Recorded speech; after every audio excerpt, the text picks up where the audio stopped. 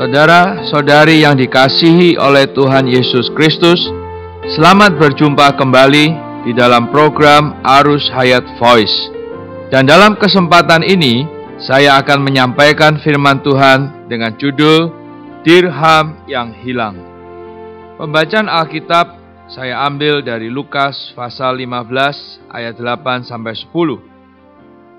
Atau perempuan manakah yang mempunyai 10 dirham, dan jika ia kehilangan satu di antaranya, tidak menyalakan pelita dan menyapu rumah serta mencarinya dengan cermat sampai ia menemukannya. Dan kalau ia telah menemukannya, ia memanggil sahabat-sahabat dan tetangga-tetangganya serta berkata, "Bersukacitalah bersama-sama dengan aku, sebab dirhamku yang hilang itu telah kutemukan.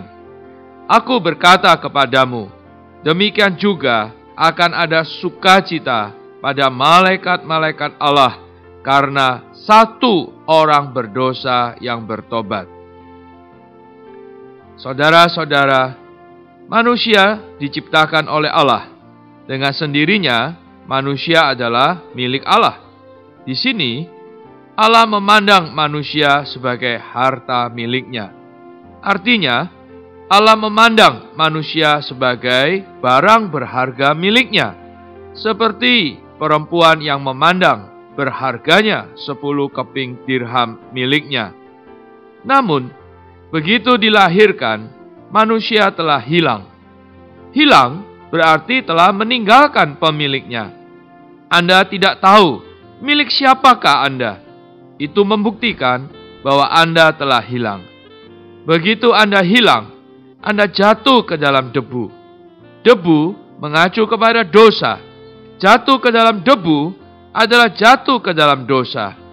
Jadi, hasil dari hilang adalah jatuh dalam kecemaran dosa dan hidup dalam timbunan dosa. Perumpamaan ini membicarakan Allah bagaikan perempuan yang mencari dirham yang hilang. Perempuan yang mencari dirham yang hilang melambangkan Roh Kudus datang ke dalam hati kita untuk mencari kita. Perempuan ini melambangkan Roh Kudus. Sekitar 2000 tahun yang lalu, Kristus datang ke dunia. Terlebih dulu ada pencarian yang objektif. Dan sekarang ada Roh Kudus datang ke dalam hati kita. Ini adalah pencari yang subjektif. Langkah-langkah yang diambil Roh Kudus untuk mencari manusia. Pertama adalah menyalakan lampu. Karena di sana ada kegelapan, maka perlu menyalakan lampu. Lampu menyatakan penerangan Roh Kudus. Ini menyatakan bahwa kegelapan ada di dalam manusia yang jatuh dan hilang. Roh Kudus datang untuk menerangi kita melalui firman Alkitab. Teman-teman, Injil yang Anda dengar hari ini adalah penerangan Roh Kudus. Kedua adalah menyapu rumah.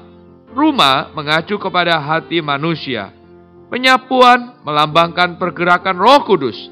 Hati yang belum disapu tidak hanya gelap dan kotor, tetapi juga sunyi. Setelah Roh Kudus menyalakan lampu dan menyapu hati, hati menjadi bergejolak gelisah. Ketiga adalah mencari dengan cermat. Mencari dengan cermat ini berarti Roh Kudus menyebabkan Anda memiliki pemikiran menyeluruh dan perasaan yang halus. Setelah Roh Kudus menerangi dan bergerak di dalam Anda mulai memikirkan masa lampau, sekarang, dan yang akan datang. Keempat adalah sampai menemukan. Roh Kudus akan mencari sampai Anda dibawa kembali kepada Allah.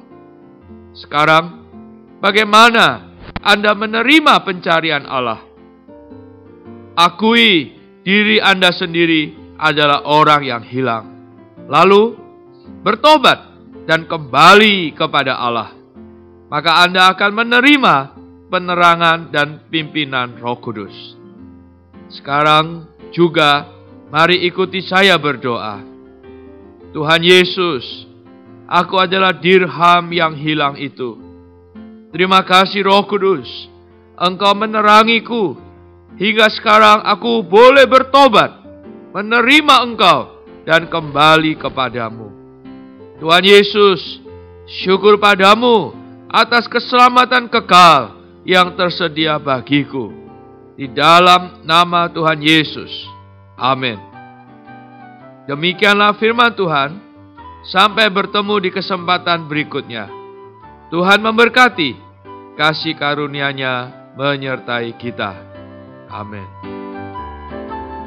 Demikianlah program Renungan Arus Hayat Voice pada hari ini. Dan jika Anda tertarik untuk memiliki voice note tersebut beserta seri-seri sebelumnya, Anda dapat mendownload di website kami www.pemulihan.or.id atau menghubungi kami via BlackBerry di nomor PIN 282554-7F dan 280943C8. Semua respon beserta pertanyaan juga bisa dikirimkan langsung melalui Facebook kami di Arus Hayat Voice atau melalui email di arushayatvoice@gmail.com. Tuhan Yesus memberkati kita semua.